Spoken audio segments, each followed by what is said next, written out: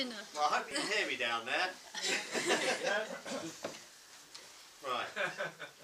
Well, I'd like to welcome everybody here to Emma and Michael's wedding day.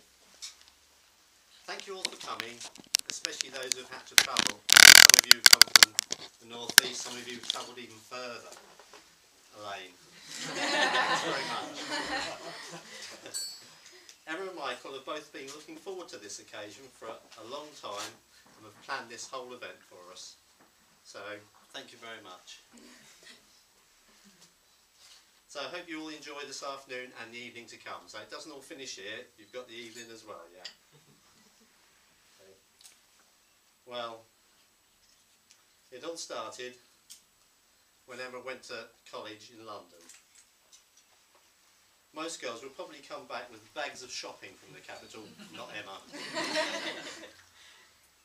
In a short time away, she has managed to meet Michael, make arrangements to see him again, and then start a lasting relationship during which an engagement ring was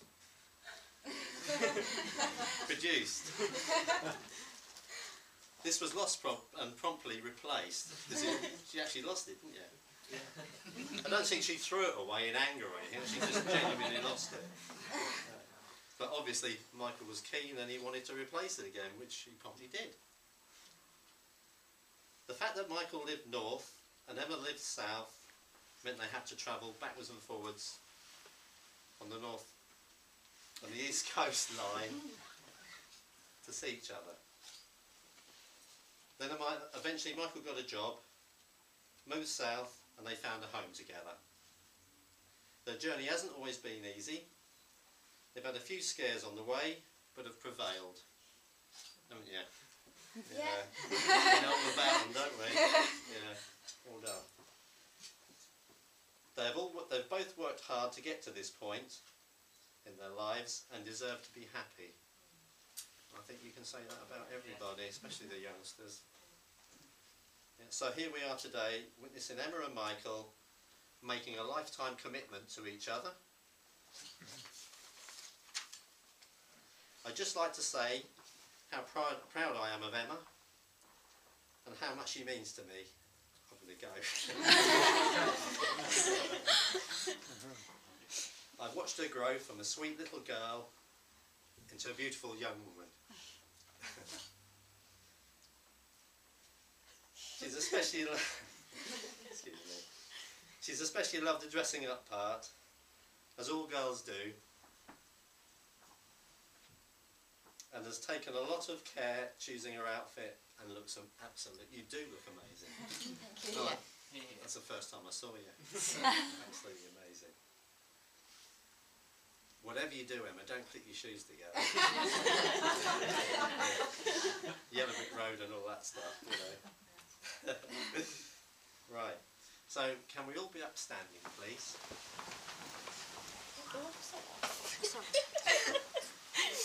And make a toast to Emma and Michael, and wish them all the best for the future, and I hope they have a happy and successful life together.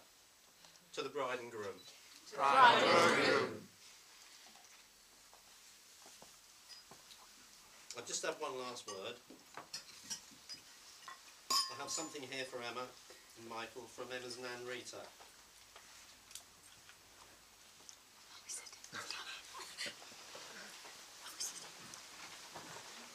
Who unfortunately isn't here today. It's a promise she made to Emma, which her mum and I felt we should honour on her behalf.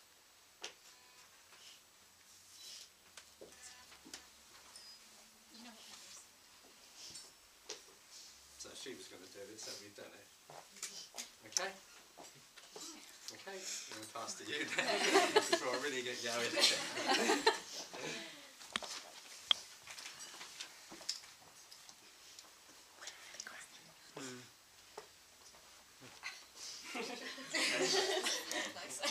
Thank you so much for coming. It means an absolute world to me. That so many of you could actually fill the room up. Thank you so much for coming, for both Emma's family for welcoming me into their family, from my family for welcoming Emma. Thank you special thanks to Michelle for the cake. It looks beautiful. And some extra special thanks to Alexa for the flowers. I'd also love to give thanks to my brother being best man. And for getting me totally plastered. And to Emma's maid of honour, Kim. Thank you so much.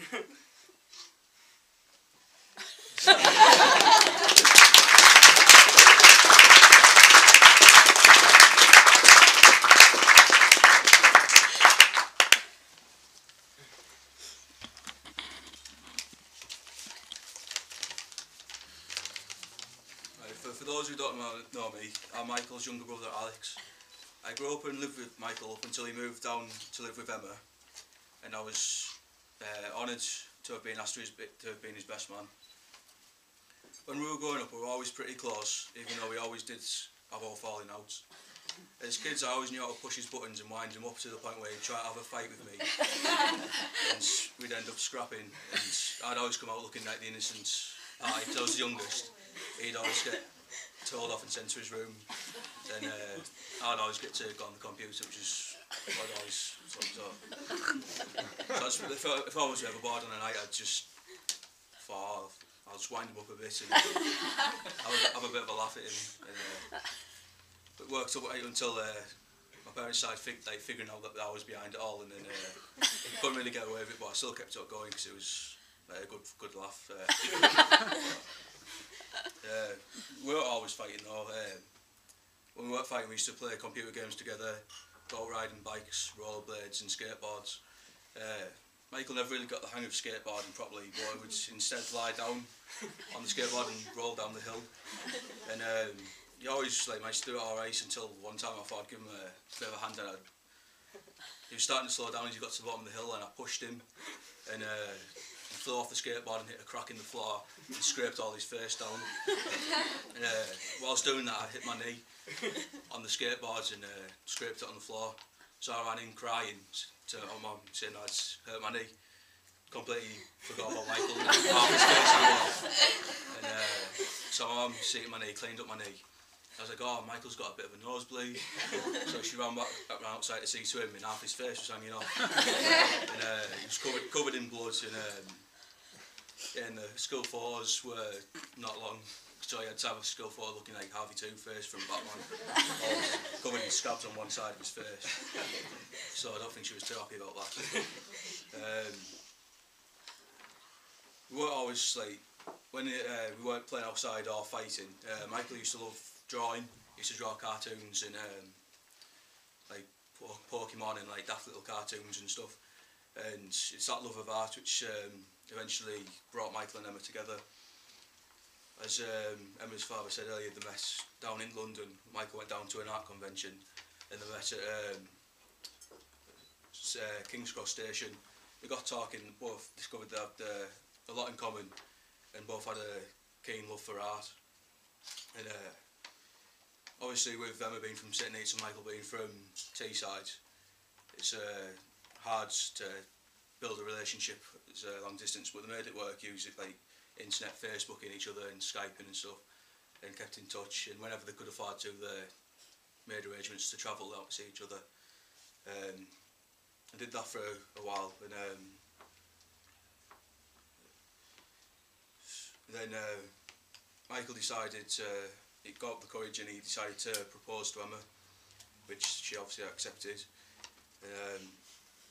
Then the next big step was for him to move down south, which was for Michael living with the parents, to moving down south, getting a house and a job in a city where he knew no one apart from Emma and her family. It was a big step for him, but he did it, and he's made it work, and he's obviously very happy now together. So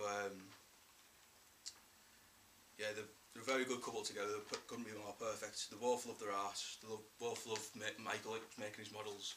She makes dolls. When you go around the house, it's like a toy shop. He's got all these models and stuff. She's got all the toys and that. So they're like the perfect for each other. They're both obviously both very creative, and they both love each other loads. So I just just like to raise a glass in wishing Michael and Emma a lifetime of love and happiness together. To Michael and Emma. Michael and Emma. That's it. And welcome.